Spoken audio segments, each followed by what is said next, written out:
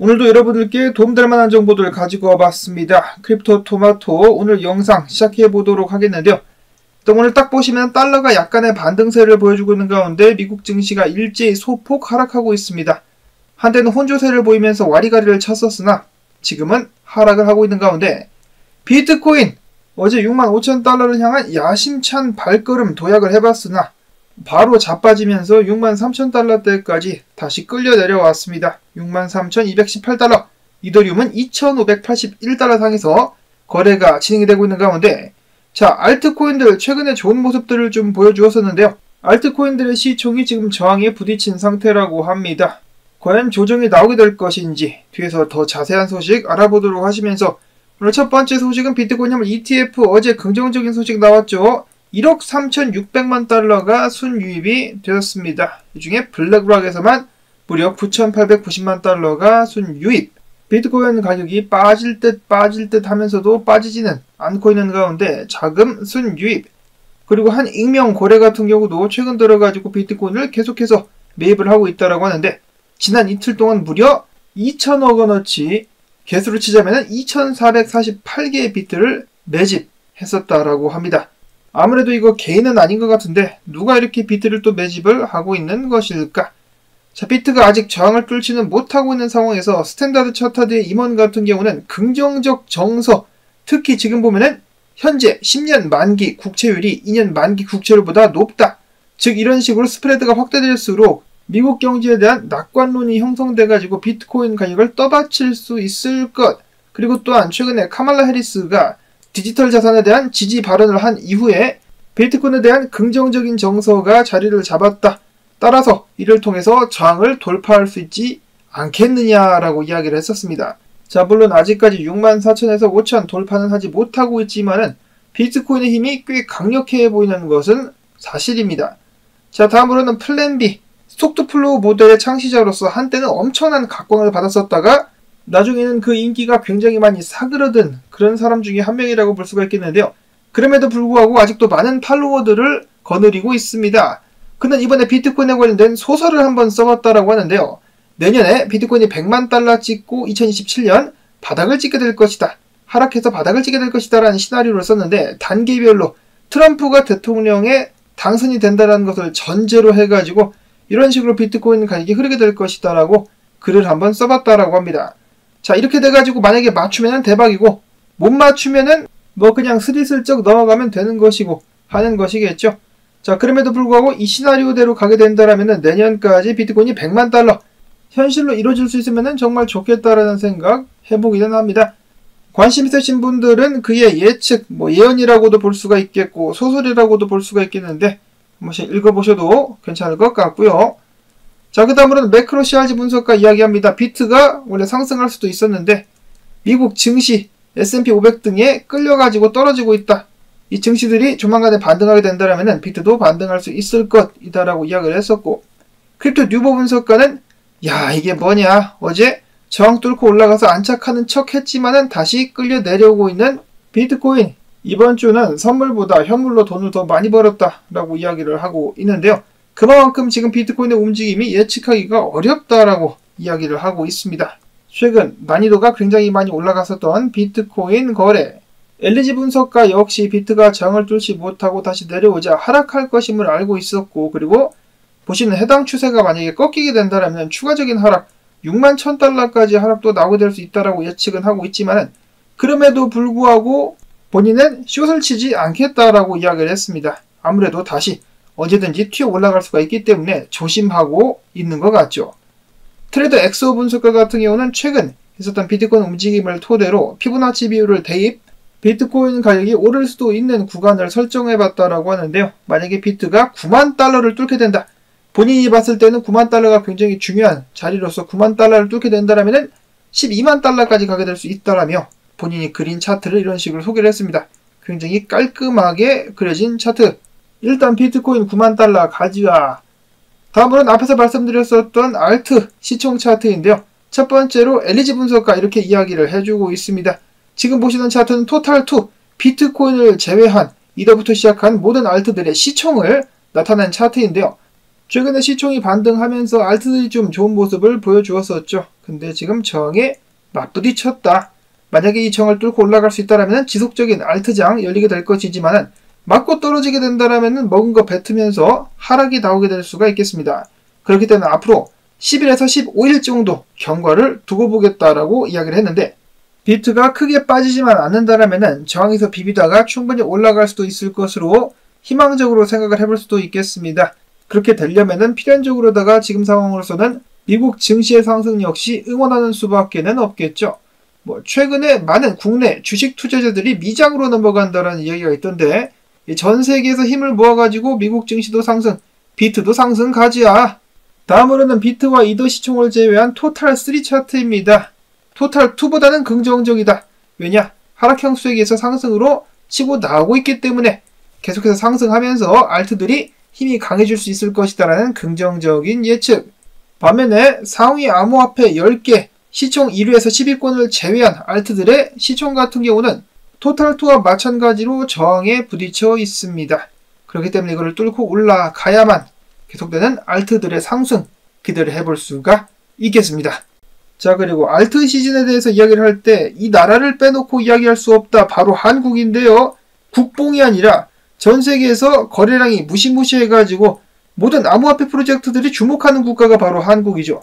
중국 프로젝트들 같은 경우도 어떻게든 물량을 한국 개미들에게 떠넘기려고 트위터상에서 김치 거리는 것을 어렵지 않게 찾아볼 수가 있겠는데요. 최근 한국 투자자들의 성향을 보니 관심이 비트에서 알트로 넘어가는 듯 하더라라는 기사가 나왔습니다. 한국 같은 경우는 원래가 이 비트보다 알트에 관심을 더 많이 가진 사람들이 거래를 주로 하는 것으로 알려져 있는데요. 그런데 여기서 관심이 더욱더 많이 알트로 넘어갔다라는 것으로 해석을 해볼 수 있지 않을까. 크립토 퀀트에 의하면은 한국의 비트코인 프리미엄 지수는 이날 마이너스 0.5포인트로 마이너스 영역으로 떨어지면서 2023년 10월 이후 가장 큰 하락폭, 할인폭을 기록을 했다. 이 뭔 소리냐? 한국 트레이더들이 비트코인보다 더 높은 수익을 기대할 수 있는 알트코인으로 이동했음을 가리킨다라고 그들은 이야기를 하고 있습니다.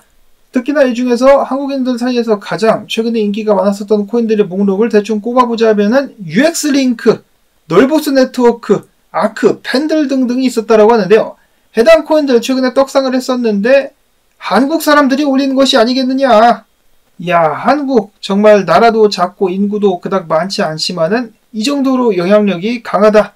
이러니까 암호화폐 프로젝트들이 한국만 보면 침을 질질 흘리면서 먹지도 않은 김치 외치면서 달려드는 것이 아닌가 라는 생각을 다시 한번 하게 됩니다. 어찌됐거나 한국 사람들 역시 알트 시즌을 주도하는 데 한 몫을 하고 있다. 이어서는 이더리움 현물 ETF 어제 자금이 유입이 됐습니다. 6,250만 달러로 ETF 출시 이후에 세 번째로 많은 1일 순유입을 기록을 했었고, 이 중에 블랙락 같은 경우는 5,930만 달러를 유입을 시켰었습니다. 이어지는 이더리움 차트 분석들. 첫 번째로는 만약에 비트코인이 61,000달러 선까지 조정을 받게 된다면 이더리움 같은 경우도 빠지면서 2,550달러 선까지 내려왔다가 그 자리부터 지지받고 반등하게 될 수가 있겠다라는 의견. LG 분석가 역시 이더리움이 조정을 받게 된다면 2,500달러 아래까지 살짝 내려왔다가 반등을 할 것으로 예측을 하는데, 반등해가지고 주요 가격대인 2,500달러 위에서 안착하는 모습 보여지게 된다면 그 자리부터 롱을 때리면 되겠다라고 이야기를 했습니다. 다음으로는 최근에 또 굉장한 관심을 받고 있는 세이 같은 경우 급상승 후에 급반등 후에 지금 저항에 부딪혔습니다. 일본 기준 202평 자리까지 올라왔다라고 하는데요. 강한 저항이기 때문에 지금 한 번에 뚫을 수 있을지 없을지는 모르겠지만은 혹시라도 뚫게 된다 그러면은 지지 확인 후에 더 높게 추가적으로 상승할 수가 있기 때문에 관심을 가지고 지켜볼 만하다. 다음으로는 어제 이런 해프닝이 또 있었다라고 하는데요. 비탈릭 부테리니가 셀러를 언급하자 25% 급등을 했었다. 그가 뭐라고 했느냐? 셀러가 기본적인 결제 및 글로벌 금융 접근성을 개선하는 모습을 보게 돼서 겁나게 놀랍다. 이러한 성과들이 이더리움 생태계에 정말 큰 영향을 끼치는 그런 성과들이다라고 이야기를 하니까 셀러가 올랐다. 한편 여전히 이더리움이 못마땅한 찰스 호스킨슨.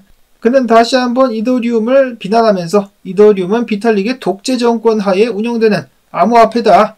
모든 사람들이 비탈릭에게만 의지를 하고 있다. 비탈릭 부테린이 어떤 로드맵을, 어떤 영감을 가져다 줄지 그에게만 기대를 하고 있으며 비탈릭 같은 경우 많은 사람들을 규합시킬 수 있을 만한 힘을 가지고 있다. 만약에 비탈릭이 사라진다면 이더리움의 미래는 어떻게 되겠나? 라고 반문을 했습니다. 근데 이를 두고 비탈릭이 언급을 한 바가 있긴 합니다. 본인은 중요한 역할을 계속해서 하기보다는 밑에서 성장해서 올라오고 있는 새로운 개발자들을 잘 이끌어가지고 리더로 만들고 싶다라는 식의 이야기를 한 바가 있기 때문에 이런 부분은 그렇게까지 크게 걱정은 하지 않아도 될 것 같습니다. 다음으로는 세계 최초로 블록체인 운영이 가능한 디핀 스마트폰이 나왔다라고 하네요. 나올 것이다 라고 합니다. X 프로토콜 측에서 엑스포지라는 스마트폰을 출시하게 될 것이라고 하는데요. 해당 폰을 통해서 사용자가 모바일 장치에서 직접 블록체인 네트워크에 참여할 수 있게 되며 이를 통해 가지고 보상까지 받게 될 수 있을 것이다 라고 합니다. 해당 폰의 가격은 $299 라고 하니까 관심 있으신 분들은 한 번씩 알아보시면 좋겠고요. 이어서는 저도 그닥 그렇게까지 기분 좋게 이야기를 하는 주제는 아닌 SEC 관련된 소식들이 좀 나와가지고 잠깐 살펴보고 가도록 하겠습니다.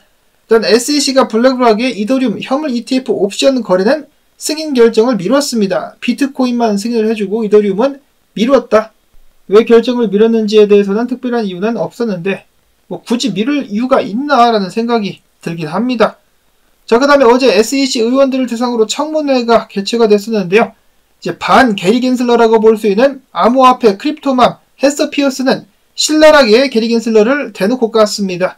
그는 이야기하기를 게리 겐세이 SEC 위원장은 암호화폐의 규제에 대한 명확성 부족을 감추기 위해 부정확한 견해를 가지고 있다. SEC는 규제 기관으로서 의무를 저버리고 있으며 이어서 직접적으로 이름을 언급하진 않았지만은 암호화폐 관할을 암호화폐에 집착하기만 하는 그런 위원회 톤에 들어가게 되면은 재앙이 일어나게 될 것이다 라고 경고를 했습니다. 투자자를 보호한다라면서 산업을 규제하려는 것, 지금 게리 겐슬러가 그렇게 하고 있는데요. 그것도 정치적인 목적을 위해서 집착하면서 그렇게 하고 있는데 이러한 방식은 매우 비효율적이며 나쁜 접근 방식이다라고 신란을 했으며 또 다른 마크 우에다 의원 같은 경우는 대놓고 이렇게 이야기를 합니다. 내 위에 SEC 위원장 6명이 있었는데 안타깝게도 게리 겐세 이 새끼 같은 경우는 평균 이하다. 정말 솔직 담백하게 이렇게 표현을 했는데 이 이후에 SEC 내부에서 갈등이 빚어지기도 했었다라는 후문이 있었습니다.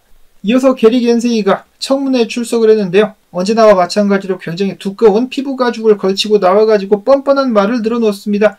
언제나 그렇다시피 SEC 같은 경우는 암호화폐 투자자들을 보호하고 있다라고 이야기를 하는데 이어가지고 암호화폐 산업 같은 경우는 허풍쟁이들과 사기꾼으로 가득하다. 사기는 지가 제일 많이 쳐놓고 특히나 또 개가 똥을 끈지 SEC 같은 경우는 또 다른 스테이블코인 회사들을 공격하기도 했었는데요. 트러스트 토큰 및 트루코인에 대해서 이들이 사기를 쳤다며 사기 혐의로 기소를 했습니다. 그러면서 이 두 회사, 스테이블코인 개발 회사가 미등록 증권을 판매했다라고 또 증권거리면서 딴지를 걸었다라는 것인데요. 두 회사들 같은 경우 이런 더러운 놈들과 무슨 거래를 하겠냐, 상종을 말아야지라는 생각을 했는지는 모르겠지만은 특별한 말은 하지 않고 SEC가 요구한 벌금을 내는 것으로 합의를 했다라고 하고요. 이어서 더욱더 황당한 것은 그린 유나이티드라는 회사가 있는데 SEC가 얘들을 상대로 소송을 걸었습니다. 채굴 회사인 것 같은데 그린 유나이티드가 판사에게 해당 소송을 기각해달라고 하니까 SEC가 뭐라고 한지 아십니까? 암호화폐 채굴기도 증권이다. 깜짝 놀랐습니다. 암호화폐 채굴기가 증권이랍니다. 와, 진짜 정신병 걸릴 것 같은 논리를 펼쳐주고 있는 SEC. 그래놓고 게리 겐세이 같은 경우는 아직도 샘 뱅크만과 어떤 이야기를 했는지, 미팅에서 어떤 대화들이 오가는지 그것을 공개하지 않고 있는데요. 특히나 최근에 2년형을 구형받은 샘 뱅크만이의 전 여친 알라메다 리서치의 캐롤라인 앨리슨, 이 사람의 아빠가 게리 겐슬러가 MIT에서 교수직을 맡고 있을 때 바로 윗 직급을 담당하기도 했었습니다. 여기서도 유착관계를 알 수가 있겠는데 겨우 2년형 받았습니다. 미국에서 여러분도 아시겠지만은 경제사범들 형벌이 꽤 무거운 것으로 알려져 있는데요. 2년형 꼴랑 받고 나오게 되었습니다. 이어서 영상이 길어지기 때문에 빨리빨리 남은 정보들 소개를 하도록 하겠는데요. 이제 민주당 같은 경우는 금투세 이행에 대해서 한 달간 의견들을 수렴한 뒤에 결정을 하겠다라고 이야기를 했는데 꼭 투자자들, 개미들의 의견들도 들어줄 수 있으면 좋겠습니다. 지금까지는 계속해서 무시를 하고 있는데 말이죠.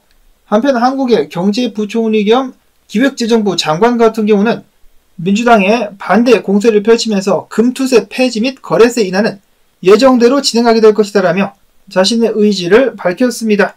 조만간에 드디어 결판이 나오게 될 것 같은데 국내 암호화폐 투자자들 빠져나가게 되고 나면은 저도 채널을 운영할 수가 없기 때문에 부디 좋은 방향으로 결과가 나올 수 있으면 좋겠습니다. 영상이 길어져가지고 바로 마치도록 하겠는데 물론 도움되셨다면은 광주댁 부탁을 드리면서 저는 다음에 새로운 소식 가지고 인사를 드리도록 하겠습니다. 안녕히 계십시오.